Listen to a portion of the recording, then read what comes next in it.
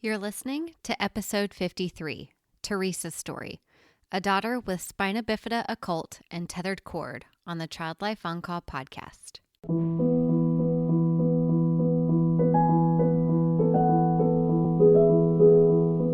Hi, and welcome to the Child Life On Call podcast.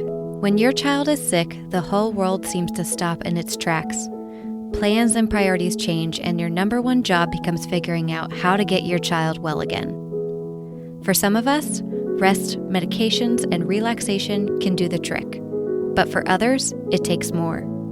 It takes countless doctor appointments, invasive medical testing, therapy, surgeries, the list goes on, and then you still may not have all of the answers or results you were hoping for. This podcast features parents of children that have an illness or medical condition and gives them a place to share their own journeys and experiences. We will talk about the ups and the downs, the highs and the lows, but one thing seems to remain the same. Children are resilient and teach us more about ourselves and the world than we could ever imagine. Thank you so much for lending a listening ear and opening up your heart to these families and this podcast. I'm your host, Katie Taylor. One thing she does struggle a lot with is what we call the invisible condition. And we call it that because when you see her out and about and in school, you think, she is quote unquote normal. And it was very hard for her because there were days that she couldn't walk and the kids will ask her, or even adults, they're like, well, you just saw her and she's smiling. What do you mean she's in pain? Hello, everybody, and welcome to the Child Life On Call podcast.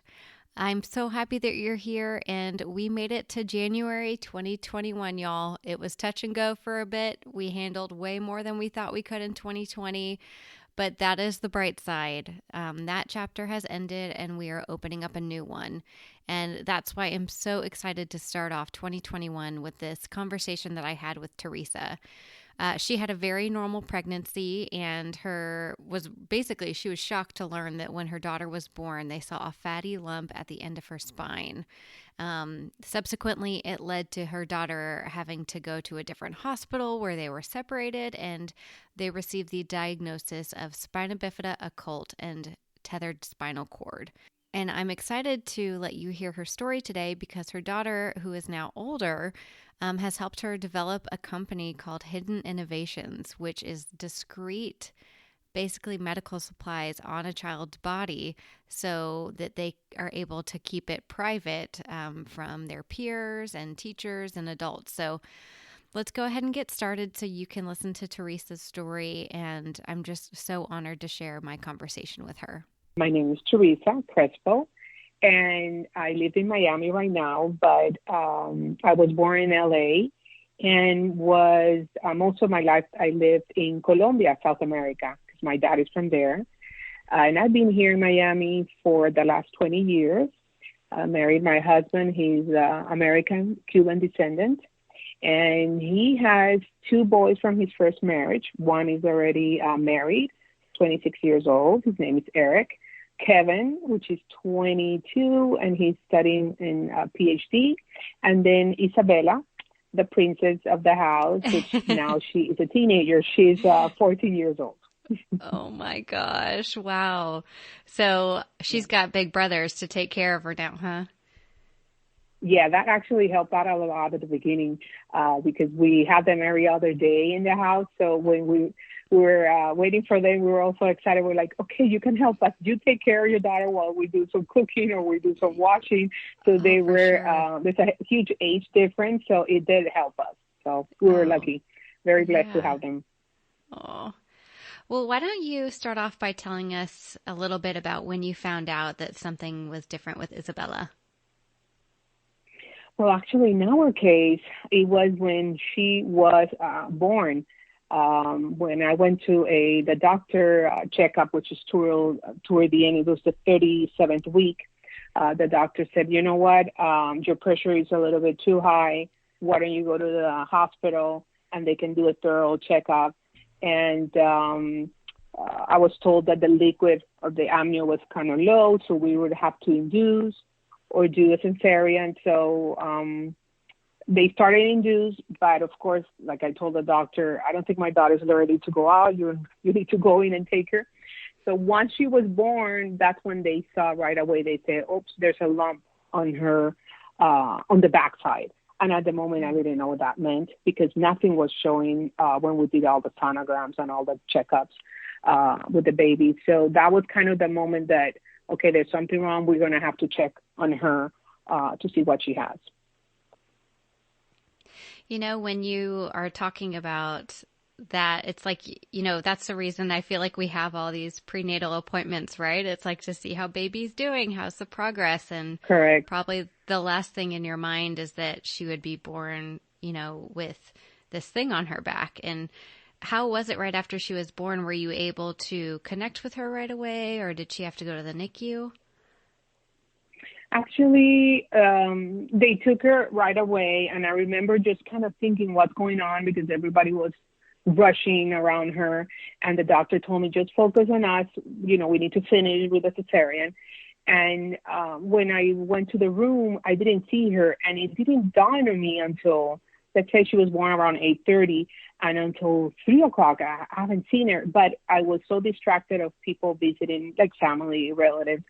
And then I got to a point, like, I haven't seen my daughter. And that's when my husband came in and with the doctor and said, well, we did some preliminary tests, and we're still we don't know yet, but it may be something related to spina bifida. At the moment, I didn't know what spina bifida was. And the first thing they told us, do not Google it. Of course, you Google it. But that was very the number one rule. Yeah. Yes, do not Google. But yes. I didn't know the severity. And I remember being kind of shocked in my mind, like, I don't know what's the problem, because the doctor even said, the good thing, she's moving her legs. So I was like, what do you mean by, moving the legs? Right. So it was a lot of unknown. And right away, they said, we need to transfer her to Miami Children's Hospital. And I remember thinking, who do you think you are to take my daughter out of me? So now in hindsight, I know that was the best thing to do. So the following day, let her stay the night with us. And the following day, they took her to Miami Children's. And my husband kind of went there with her while I had a couple of days I had to stay because I had the cesarean. So the beginning was a lot of unknowns, of course, and a lot of crying, trying to figure out what's going on, why are they taking her, what does she have? And a lot of the response were, we're doing tests. So that was kind of the beginning wake up there. Right. It's just so crazy to think about. Well, it's like your instinct was, you can't take my baby from me. And I think all moms have that instinct when baby is born, and, you're just gushed with emotions and hormones and all that stuff. And then you have to be separated. And it sounds like you did have family at the hospital at that time to kind of distract you and support you while your husband went to be with Bella.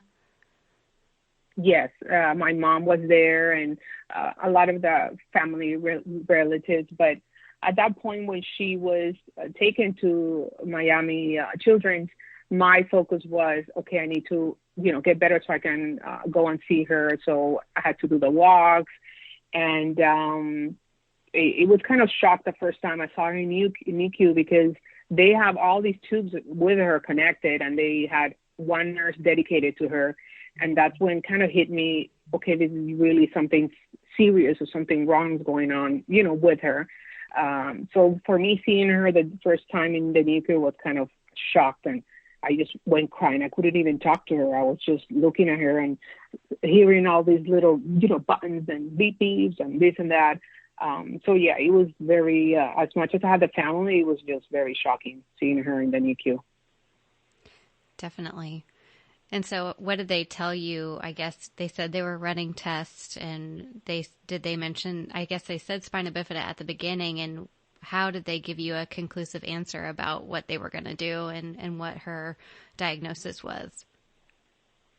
One thing was, and I don't know if that happens to other parents, or I think does happen to in these situations, is it goes through so many doctors. So they had a specialist, which is the the neurologist. Then I have to wait for all the different specialists to look at her. The one with the bones, because technically she had something in her hip. So it was a lot of waiting was, okay, you have to wait now for a consult from this department, a consult from the urologist. But there was a time where I was kind of frustrated. I'm like, I need somebody to give me an answer. Like, I was like kind of following up with one doctor and the other doctor. And so one of them, I don't know how it ended up, my dad started asking questions. Because we were only two people at the same time visiting her. And he ended up being Colombian, and he knew my family back in the day. And he actually explained to me, he said, listen, I know you're frustrated. I know you want to take her home, but this is the best thing that can happen now, because right now the best of the best are looking at her.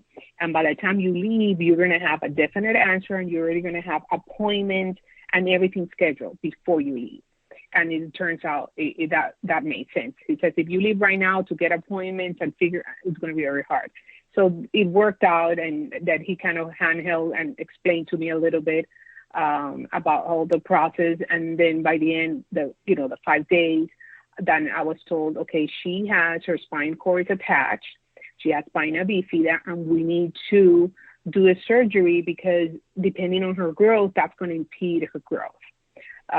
So then they say the best way to do this first surgery, or not the first, at that time I thought it was the only one. The surgery, it will be at 3 months old when her skin is strong enough for the surgery. So that's pretty much what they told me by the 5th day. You know, you bring up such a good point about getting information from so many different doctors that are specialists in their own area. So like the ortho doctor is very concerned with bones, and then the neurologist is very concerned with the spinal cord. The neonatologist is looking at the whole picture. So having that one person, and it sounds pretty miraculous that it happened to be someone that was connected with your family, to be able to explain to you, like, top to bottom, this is the big picture. Like that's what I think really can help parents at that time, is just one medical professional sitting down and saying, here's the whole picture, and this is how we can help. This is what we need to do. This is the plan. Yes, and that definitely makes a difference, to have somebody else, like you say, to kind of give us the whole. And I call that like a flow chart. Okay, let me give you the visual here. This is what's going to happen, and this is why we have. And even today, every time I go to the doctors, or I feel that way, that I have to go and talk to 4 different specialties. And I wish I can, my ideal situation would be, let me take a folder, let go in a conference room, let me have everybody from every specialty, and we can talk about Isabella's case. Because it is, even up to date, that I have to talk to one and the other and the other. So it does help, going back to what you were saying, have somebody independent or somebody in the medical field that can help the parents and say, okay, I know this is what you're going through, but ultimately this is the goal, or this is what you're going to be comfortable with once you know all the process.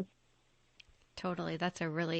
It's like a family care conference can happen for children that are in the hospital because they have all their specialists there. But when you're outpatient and you've got 4 different doctors at 4 different offices, it's really hard to find that person that can explain everything to you. So, True. You know, you're so well spoken about Spina Bifida now, but would you explain it to us, or to people who don't understand what it is, what exactly Spina Bifida is? Well, as one of her doctors explained to me, Spina Bifida is any when something wrong with the spine. I asked him, can you explain it in basic English?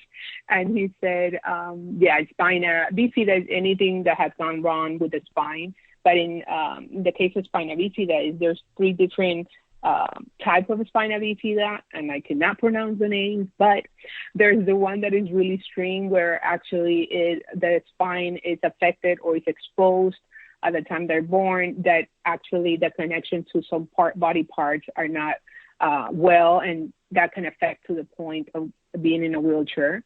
And also in your brain, the fluid of the spine, of the head, also affects, I don't know the name exactly, but I know that affects also to your brain. And then the other 2 are not as severe, but they do have the complex. So it's about the spine cord, if it's inside the spine or it's outside or it's attached. That's all what it regards to Spina Bifida in this case. Okay, gotcha.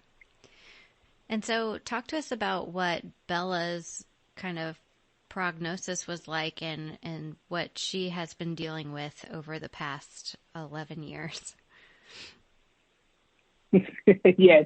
Well, she had the surgery, which in the moment what I understood, okay, we're detaching the spine cord and she can go home and she's fine. And the doctor told me, the neurosurgeon, keep an eye if her foot goes inward. If it goes inward, that means that it has attached again. So we went home and we were doing fine, let's say, until she started potty training.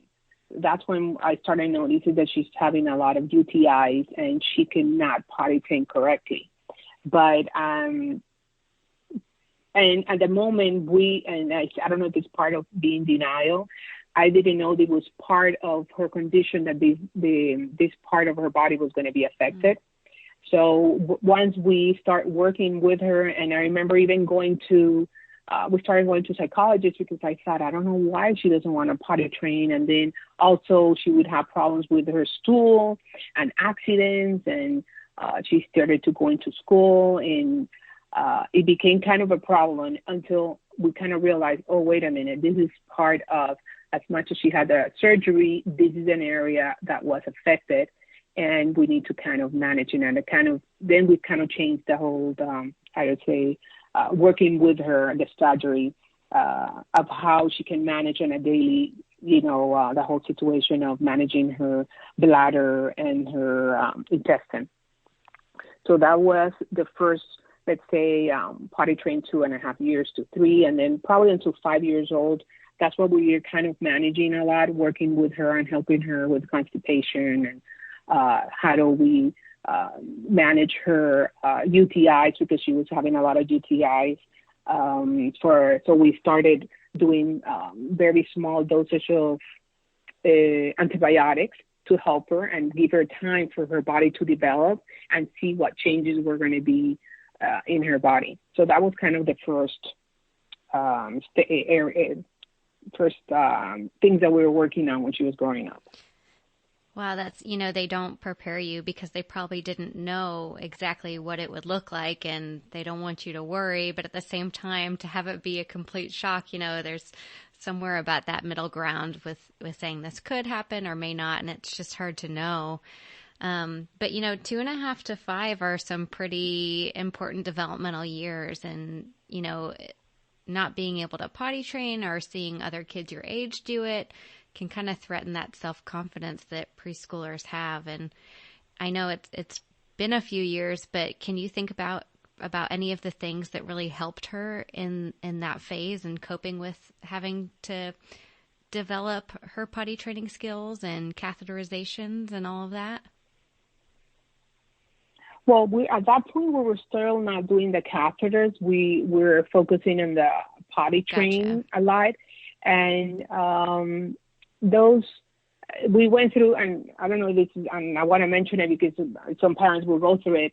We went through the whole process that, she was doing it purposely. Like I even thought, oh, okay, because when I see her, when I find her with an accident, I'll be like, again, another accident. So we even tried, like she has to wash her underwear because you have to learn, or we did different things. And then I felt so horrible because I remember talking to the psychologist and say, well, we're trying to potty train, and when she gets an accident, she starts laughing. Like, I think she's doing it on purpose.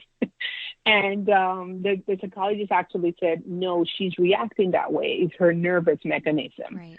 And that's when it's like, okay, well, and I really felt. And today I even think about it and I feel so bad because I thought it was her. But also that was part of me in denial, that I was not accepting all the different things. So right away, once I realized this is part of her, then I would change the tactic. And we started doing a lot of games. And the games were like, for example, we get home and I needed her to go to the bathroom. She didn't want to go to the bathroom. So we'll say, okay, who's the first one to go and do potty? So she will run with my husband and her to see who will get first. And I'm like, oh, man. And then you won again. I can't believe it. So we started doing games like that. And that's when I noticed that she was more receptive about doing the games and getting kind of engaged versus telling her, okay, I want you to go to the bathroom. So that was one good tactic that helped us. Oh, okay. I really like that. I know it's funny. Just this morning, and I guess as a child life specialist, I'm always like telling my kids, I'm trying to give them choices of things they can control. So this morning, my son says to me, okay, mommy, I'm either going to have candy from the Halloween basket or I'm going to get it from the closet. You choose. And I'm like, dang it. It's like the games work so well until they don't. But, and you know what, Teresa, he turned it around, darn it. And, you know, hearing you talk about that guilt that you feel, it's, you know, whether it's potty training or whatever it is, as parents, we all have those moments where it's like, and these strategies that we think are helping, and then we learn better and we change. And I think, you know, we weren't given a handbook on how to handle that or potty training or anything else. So it's just about doing your research, and if something's not working, you try something else and you get help, which is exactly what you did, you know? So, and you can look back and have those feelings of guilt, but the truth is you listened to a professional and you changed it and you did it. And so I think you should be super proud of that. True. Yeah, that's definitely a happy way to see it too. Of okay, we did it, we went through it, we work with somebody independent, and that's what I wanted. Somebody to actually have different pair of eyes and hear my husband, hear me, and work with my daughter to actually help us navigate through this. Because as much as you said, we don't have a workbook or some guidelines. So that was definitely a good help having the psychologists work with us as a family and independent. It definitely helped us. Definitely. And so she's ended up having more than that one surgery. Is that right? Yes. She ended up having a total of 3 unreleased spine cord. So, I mean, by the time she was growing up in school, so then she started, it kind of goes together with the school is, initially she was starting having accidents. And as much as we're doing the potty train, we realized this is kind of becoming more predominant, and she was starting having pain with her leg. So for example, would be like she would stand up for a little bit and she's like, okay, I can't stand that much. Like if we go to Target, you and I can do a Target and grow groceries. She would be able to walk all the Target store to the grocery. Mm-hmm. So by the time she was growing and we noticed that I remember the doctor telling me about her foot going in, that's when I started doing the test and going back. And that's the other part of the frustrating, going to the doctors. And then they're like, well, we don't see anything in the imaging, because when they do the MRI, all is fat in her where it got attached. So it looks like it looks normal. So we had to kind of base it on the clinical side effects, which will be she's constantly constipated. She still have the UTIs. She's having problems with her leg. And then that's when we did it. And I think it was at 8 years old, we did that second one, the second surgery. And the doctor said, oh, yes, it was really attached and it was pulling her. And that's what caused all these, issues. So she's had that one at 8. Then she had another one for her foot reconstruction, because in that one, the leg was bothering her. Her foot was going so inward that she couldn't actually walk that much. She was pretty much relying on the wheelchair, let's say 90% of the time. When it gets to that point, we're like, okay, we have to do something else. And that's when we did her foot reconstruction, which was very painful. And then she had another spine cord attached 2 years ago, because, again, she was having all those side effects. So in total, she's had 4 surgeries. So you it sounds like you have the surgery and then you get through a little bit of time and then something else comes up and you have to address it. So you just kind of constantly have to keep adapting to this. Yes, that's the kind of the hard part, because I'm in different groups of other parents that have the same condition, and you hear that they only have 1 surgery or 2, and rarely you hear 3 or even more. And that was kind of hard of, okay, is this normal, not normal? So I have to constantly keep an eye. Like I do videos of her walking. If I see a difference in the foot, then I kind of monitor. I use a lot of medical charts where I can keep track, and then I can, talk and discuss with the doctors. So yes, it's something that I constantly keeping an eye, what changes are in her body so we can kind of see what's going on. Yeah. And just going to Bella a little bit, how does she take all the medical stuff now that she's older and able to ask questions and have some opinions, I'm sure, about things? I think one good thing about the whole thing is since little, we've been dealing with, even drinking medicine and going to the doctor. So it's very normal for her. And I just use imaginary quotations. Uh-huh. But there was a time where she did ask me, and I think after the second surgery, that she's like, why is this happening to me? What happened? Did you fall down when you had me? Or what? So she was trying to figure out why. And that was kind of a hard part because it kind of explained it to a child about it and how even among the whole condition, we do see a blessing because we even tell her it is a blessing, the fact that you can walk, that you're not affected in this way, and that, yes, you do have this. So that was one time kind of, she was kind of questioning it, so it was kind of hard for us to kind of talk about it. And then there was another instance. She's most of the time very positive. She's always smiling. For her is normal. But then there was another time where because she was dealing with pain in her leg almost every day. So when I pick her at school, I can see her face that she cannot walk anymore. And there was one time in the car that she was saying, Mom, I can't. And then right away I go with the whole, but we're blessed because you are good, and trying to focus on the positives.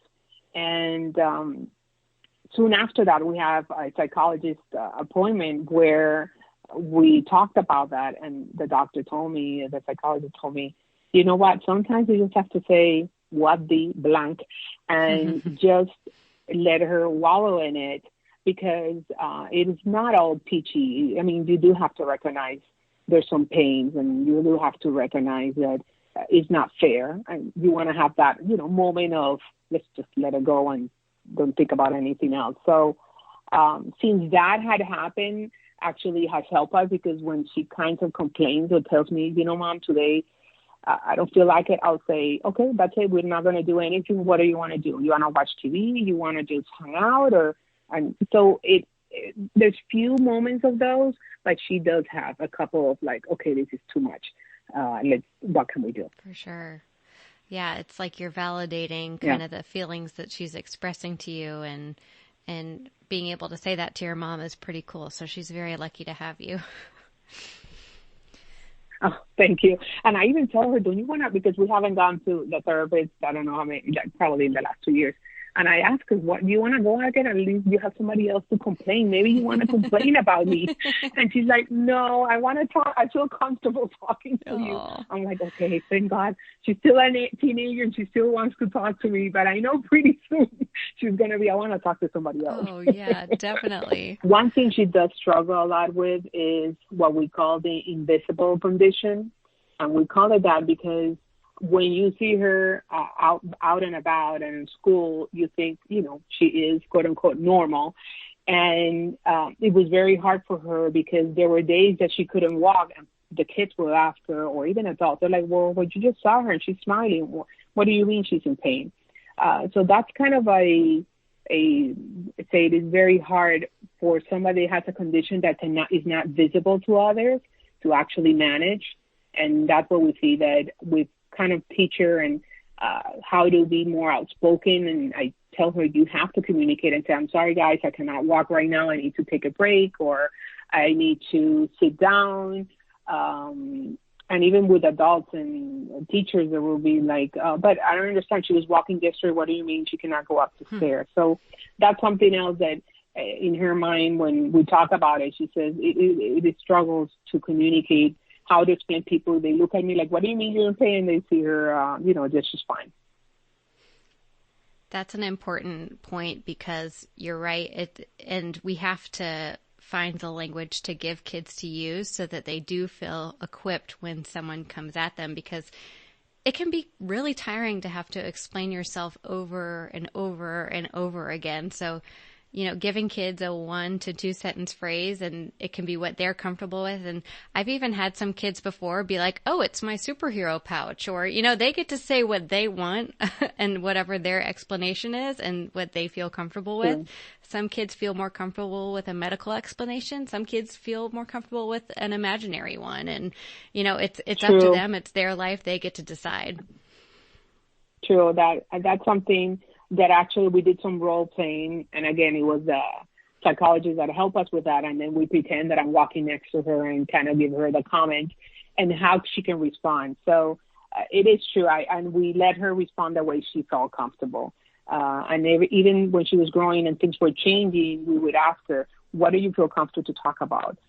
Can we share about this, or can we share about the other thing? So it is true. We kind of give her back a little bit of power of what to tell people, just to empower her a little bit and feel comfortable discussing what she has. What would you say are some of the positive or unexpected or surprising moments that you guys have gone through as a family? That's a very good question, because, well, as a family, it has made us stronger, that's for sure. Because just with my husband, I consider him my rock, and he says the same about me. I'm the one that I'm doing with the doctors and the visits, and I have all the research, and he's there. And I tell him sometimes, I don't need you to talk. I just need you to be next to me. I need that support. But then he takes care of a lot of the other things. So for us, it has been very, as a family, has been, very close. And also with our extended family, everybody has been supportive. But one thing that it opened my eyes, at the beginning, we used to kind of take all in by ourselves. I didn't talk to people a lot about it. It's kind of hard to talk to people and say, hey, how are you doing? How's your daughter? And I can't say, oh, she's doing fine, but she can't do pee-pee today, or she's constipated, or she has pain. So I didn't used to share, all that.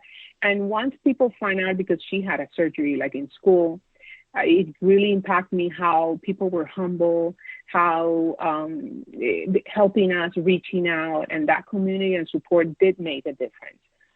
It kind of opened me that I said, you know what, it is fine to talk about it, and it is good to open up, and there are people that want to help just because they want to help. And so that's one aspect that kind of,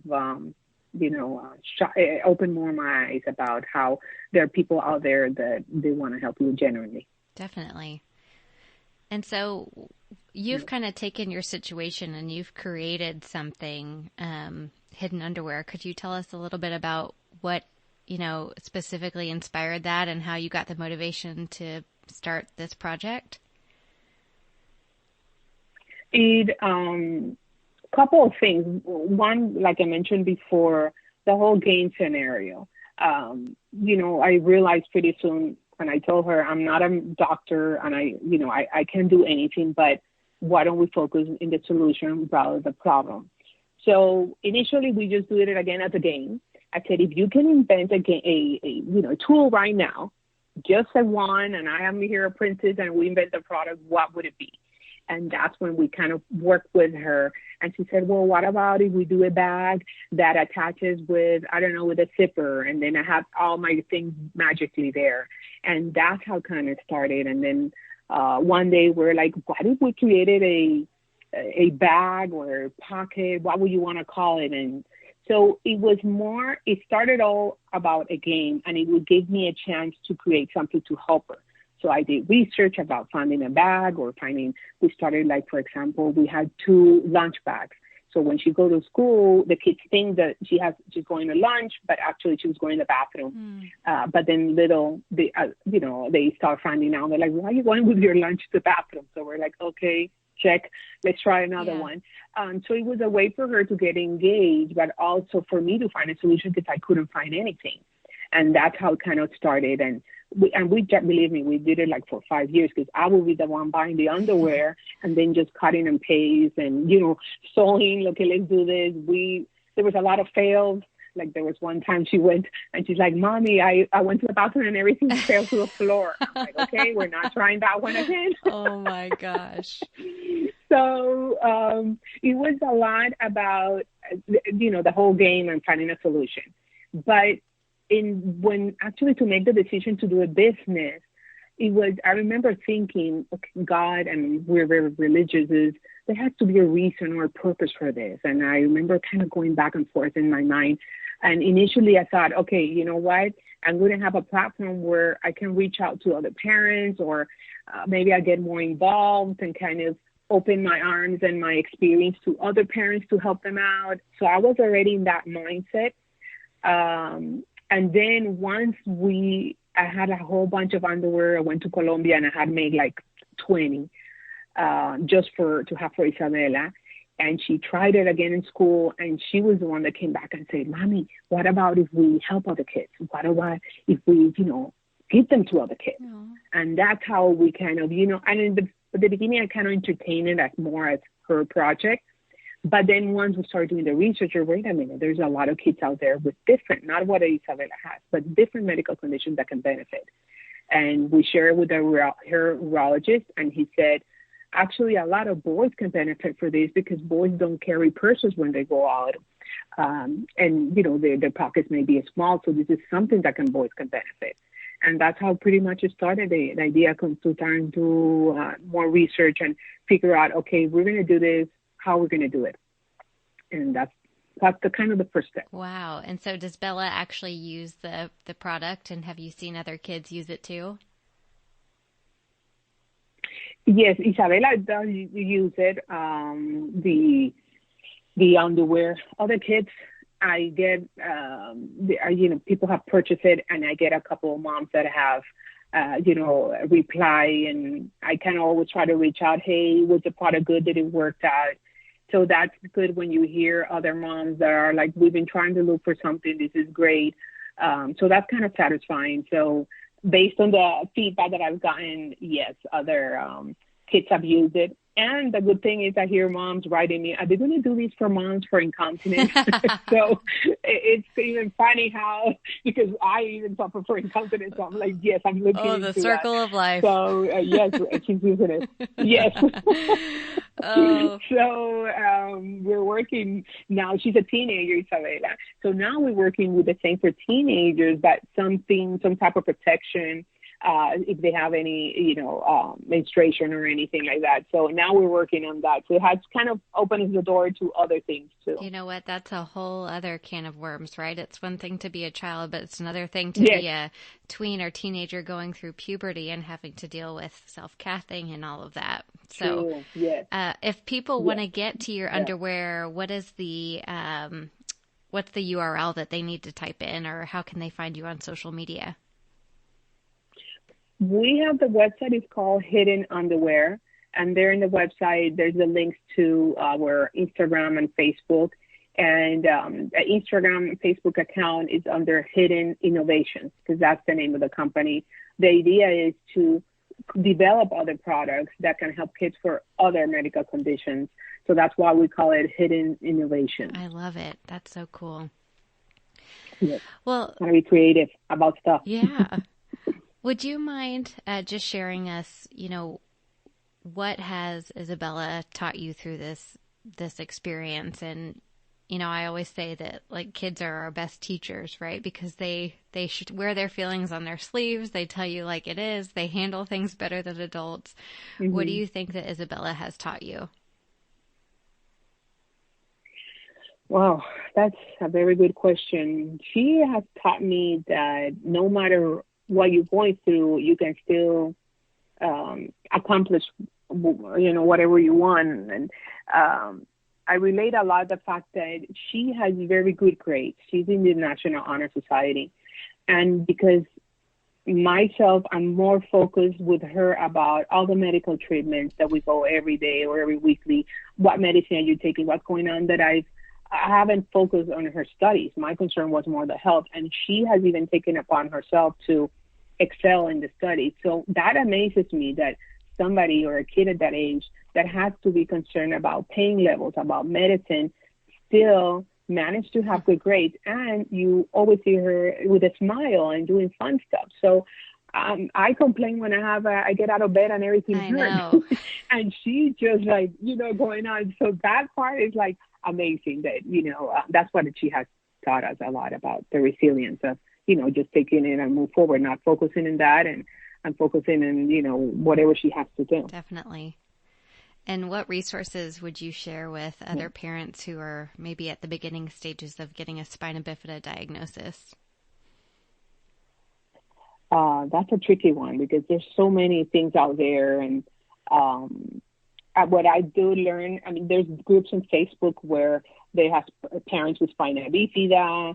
And then in the case that we go to a specific one that is tethered spinal cord, you can go and reach out to Spina Bifida Association and get information that I think is more with other parents. If you can get on those, let's say, platforms where other parents are sharing, it is good because you can hear what they're all going through, but at the same time, sometimes it's scary because most of the people that post in social media are like the worst case scenario. Right. And the ones that are, or some people don't think they don't want to share because, they don't want to be exposed. So we have to take it with a grain of salt. And one thing that I learned is everybody's different. Even in my case with Isabella, I have not found somebody that has the same specific things that Isabella has. There's always like something add or something less.